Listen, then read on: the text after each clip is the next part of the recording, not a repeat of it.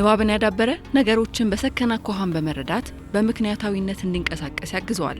ማንበብ የአእምሮአችንን የመፍጠርና የማሰብ አቅም ያለ ገደብ ያሰፋዋል። በአካል የማናገኛቸውን በዘመናትና በቦታ የራቁንን ሰዎች ሀሳብና ጥበብን እንድንጋራ ያደርገናል።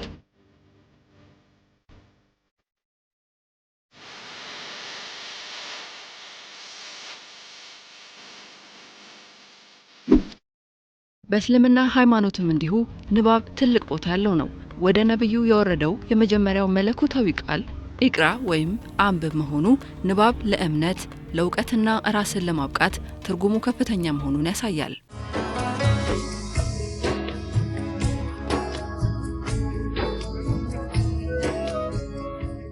ነጃሺ ማተሚያና መጻሕፍት መደብር በሀገራችን የእስልምና መጻሕፍትን በማሳተምና በመሸጥ ከ30 ዓመታት በላይ ያስቆጥሯል። በእስላማዊ የህትመት ዘርፍ ከቀዳሚዎቹ ተርታም ይሰለፋል። ከእስልምና ጋር የተያያዙ የተለያዩ ሀሳብ ያላቸውን መጻሕፍት ኑ አንብቡ እያለ ሲያቀርብ ቆይቷል። ነጃሺ መጻሕፍት መደብር በኢትዮጵያ ደረጃ ማለት ይቻላል በተለይ በሁለቱ ትላልቅ ቋንቋዎች በአማርኛና በኦሮምኛ መጻሕፍቶችን ያሰራጫል። እስላማዊ መጻሕፍትን ራሱ የሚያሳትማቸው አሉ። እንደገና ደግሞ ከሌላ ተቀብሎ የሚያሰራጨው መጻሕፍቶች ይኖራሉ። በአብዛኛው የትርጉም መጽሐፎችን ይሰራል። ራሱም ደግሞ መጽሐፎችን መርጦ ጸሐፊዎችን መርጦ እንደገና ለነሱ ሰጥቶ የሚያዘጋጃቸው መጽሐፎች ይኖራሉ። መጽሐፍት መደብሩ ወይ ደግሞ ማተሚያ ቤቱ እስላማዊ አሳታሚ ተብሎ ከ30 ዓመት በፊት ነው የተቋቋመው። ረጅም እድሜ ነው ያለው። አሁንም ቢሆን በኢትዮጵያ ደረጃ ማለት ይቻላል ጸንቶ ያለ ዘልቆ ያለ መጽሐፍት መደብር ነው እና ሰዎች ወይ ራሳቸው ያመጣሉ። ያመጣቸውን መጽሐፍ ገምጋሚዎች አሉ። እንደገና ደግሞ ገምጋሚዎች መጽሐፉ ይመጥናል ብለው ካሳለፉ በኋላ ደግሞ እንደገና ሌሎች አራሚዎች አሉ። እነሱ ገምግመው እነሱ አርመው እንደገና በመጨረሻ ላይ 4-5 ሰው አይቶ ተንከባለው በመጨረሻ ላይ ወደ ገበያ ይቀርባል ማለት ነው።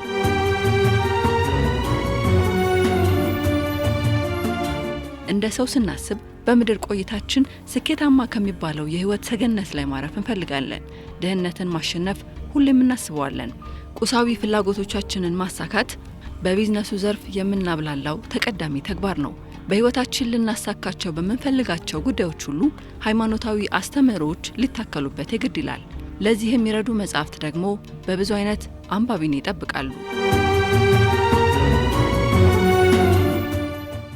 እስላማዊ መጽሐፍት የምንላቸው በዋናነት የሃይማኖቱ ምንጭ ከሆኑት ቁርአንና ሐዲስ ጀምሮ ቅዱስ ቁርአን አለ፣ በአማርኛም በኦሮምኛም ሪያዱ ሳሊሂን የሚባል መጽሐፍ አለ። ሌሎችም በነቢያዊ ሐዲሶች ዙሪያ ያተኮሩ መጽሐፎችን ያሰራጫል። ሌላው ደግሞ እስላማዊ ታሪኮች የሚካተቱባቸው መጽሐፎች አሉ፣ ሲራ የሚባሉ ማለት ነው። ለምሳሌ ትልቅ መጽሐፍ አለን እዚህ ጋር ለዓለማት እዝነት የሚሰኝ ማለት ነው። ሌሎችም በሱ ዙሪያ በነቢዩ መሐመድ ሰለላሁ ዐለይሂ ወሰለም የህይወት ታሪክ ዙሪያ የሚያተኩሩ መጽሐፎች ናቸው አብዛኞቹ። እንዲሁም ሌሎች እስላማዊ ታሪኮችን ያካተቱ መጽሐፎች አሉ። እንደገና ደግሞ እስላማዊ ሳይኮሎጂ ያሉባቸው መጽሐፎች አሉ እና የልጆች መጽሐፍት አሉ። በዚህ ዙሪያ ያተኮሩ ሴቶችን የሚመለከቱ መጽሐፎች አሉ እና በዚህና በመሳሰሉት ዙሪያ በተለያዩ ካቴጎሪዎች በሙስሊሙ ዘንድ ሊነበቡ የሚችሉ መጽሐፎችን በአጠቃላይ ማለት ይቻላል በአዲስ አበባ ውስጥም በኢትዮጵያ ውስጥም የሚያሰራጭ መጽሐፍት መደብር ነው።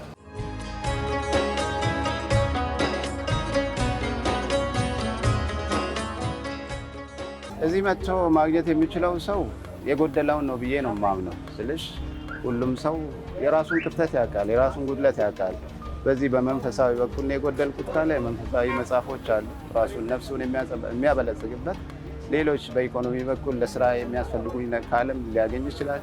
ሌሎች በስነ ምግባርም ሊሆን ይችላል። በሌላም ያሉ ክፍተቶች በተቻለ መጠን ነጃሺ መጽሐፍት መደብር እና ማተሚያ ቤቱ ከበፊቱም ጀምሮ እያተመ ነው።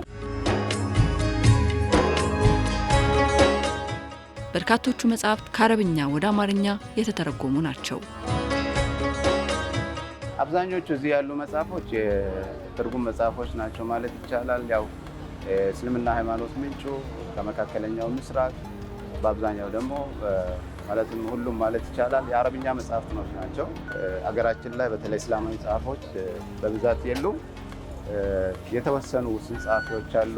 በቁጥር ማለት ይቻላል 4-5 አይበልጡም። እዚህ ውስጥ የምታያቸው መጽሐፎች አምባሳደር ኡስታዝ ሐሰን ታጁ፣ እነ አህመድ ሁሴን አቡ ቢላል፣ እነ ሁሴን ከድር በፊት፣ እነ ዶክተር ኢድሪስ መሐመድ እነሱ የሰሯቸው ናቸው በአብዛኞቹ መጽሐፎቹ ያሉት።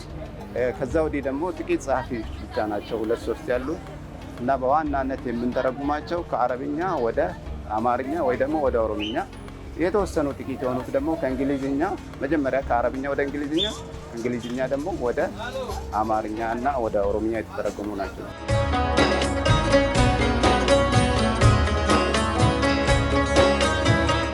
መጽሐፍት መደብሩ ሲያስተረጉም በአብዛኛው ወይ ደግሞ በማህበረሰቡ መካከል ያለውን ችግር በማጥናት ማህበረሰቡ ምን ያስፈልጋል ብሎ ብዙ ነገሮችን ያጠናል እና ጥናት ላይ ተመርኩዞ ለወጣቱም፣ ለልጆችም፣ ለትላልቅ ሰዎችም በሚመች መልኩ የተጻፉ ናቸው።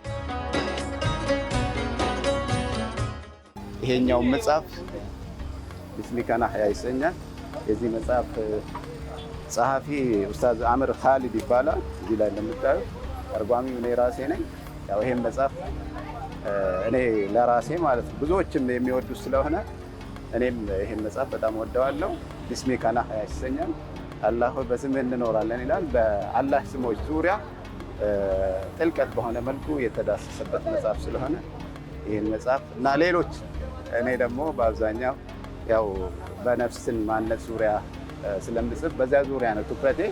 ምን ትመርጣለህ ብባል እነሱን ነው የምመርጠው።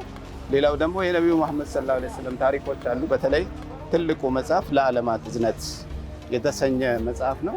ይሄ መጽሐፍ ወደ 1000 ገጾች ያሉት መጽሐፍ ነው። ብዙ ሰው ሙስሊም ያልሆነውም ስለ ነቢዩ መሐመድ ሰለላሁ ዐለይሂ ወሰለም የህይወት ታሪክ የተጻፈበት መጽሐፍ ነው። ሁሉም ሰው ቢያነበው ብዬ የምመኘው መጽሐፍ አንዱ ይሄኛው ነው ማለት ነው።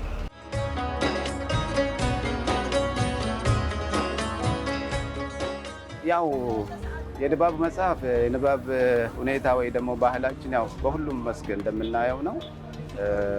ዓለማዊ አካባቢ የተወሰነ መነቃቃት ያለ ይመስለኛል በራሴ ሳስበው። ግን አሁን ከሶሻል ሚዲያው ጋር ተያይዞ ከቲክቶክ ዓለም ከፌስቡክ ዓለም ጋር ተያይዞ መጠነኛ ወይ ደግሞ ብዙ መቀነስም ሊሆን ይችላል። በጥናት መረጋገጥ ያለበት ጉዳይ ነው። ግን እኔ አሁን ሳስበው በጣም የቀነሰ ይመስለኛል። ሰው አሁን ተባራሪ መረጃዎችን፣ ጊዜያዊ አዝናኝ ነገሮችን ነው እንጂ እውቀት ያላቸውን ነገሮች ቁጭ ብሎ ታግሶ አንብቦ መቅሰም ወይ ደግሞ መውሰድ፣ መማር፣ ራሱን ማሳደግ፣ ማበልጸግ ያለበት ሁኔታ ላይ ያለን አይደለም። አብዛኛው ህይወታችን ሩጫ ነው። መጽሐፍ ደግሞ ቁጭ ብሎ መቀመጥን ማሰላሰልን የሚፈልግ ነገር ነው። በራሴ በኩል ስታዘቡ ወይ ንባብ ህይወት ወይ ደግሞ የንባብ ልምዳችን በጣም የቀነሰ ይመስለኛል። እስልምና ለልጆች አስተዳደግ ትልቅ ትኩረትን ሰጥቷል። ልጆች ከትንሽነታቸው ጀምሮ መልካም ዓላማ ኑሯቸው እንዲያድጉ በብዙ ታሪኮች የተሞሉ መጽሐፍት ተዘጋጅተዋል። የልጆች መጽሐፍት በየካታጎሪው አሉ እኛ ጋር። ሌሎች መንፈሳዊ የሆኑ ወይ ደግሞ በሌላ ቤተ እምነት ወይ ደግሞ የምናገኛቸው መጽሐፎች እንዳሉ ሁሉ በሙስሊሙ አካባቢ ያሉ የልጆች ታሪኮች አሉ፣ ተረቶች አሉ፣ እስልምና ተኮር የሆኑ የነቢያት ታሪኮች አሉ፣ ወይ ደግሞ ለልጆች የሚሆኑ ጣፋጭ ታሪኮች አሉ፣ ተረቶች አሉ። እነኚህ ሁሉ የተካተቱበት መጽሐፍ አሉ። ስለ ልጆች አስተዳደግ የሚጠቁሙ መጽሐፎችም አሉ። በዚህ መልኩ ነው እዚህ የሚገኙት ማለት ነው። እኔ የህይወቴ መሰረት ነው ብዬ የማስበው ንባብ ነው። ንባብ ሰውን ይለውጣል። ሰዎች ብዙ ማንበብ አለባቸው እና ያነበበ ሰው ሁሌም ለውጥ ላይ ነው የሚሆነው። የሰው ልጅ በመሰረቱ ሁሌም መለወጥ እንዳለበት፣ መሻሻል እንዳለበት አምናለሁ። ግን በአብዛኛው ሊለወጥ የሚችለው ደግሞ በንባብ ነው ብዬ ስለማስብ ሰዎች ታግሰው ንባብን መርጠው ለንባብ ጊዜ ሰጥተው ንባብን ህይወታቸው አድርገው ንባብ የህይወት መሰረት ነው ብዬ ስለማስብ እንዲያነቡ እመክራለሁ ማለት ነው። ዓለም የሩጫና የትግል ናት። በዚህ ረፍት አልባ ጉዞ ውስጥ ራስን በላቀ ስብዕና ለማነጽ በየቀኑ አዲስ ነገርን መማር እጅግ አስፈላጊ ነው። በስራና በህይወቱ ውጣ ውረድ መሃል ለንባብ ጊዜ መስጠት የትልቅ ስኬት መነሻ ነው።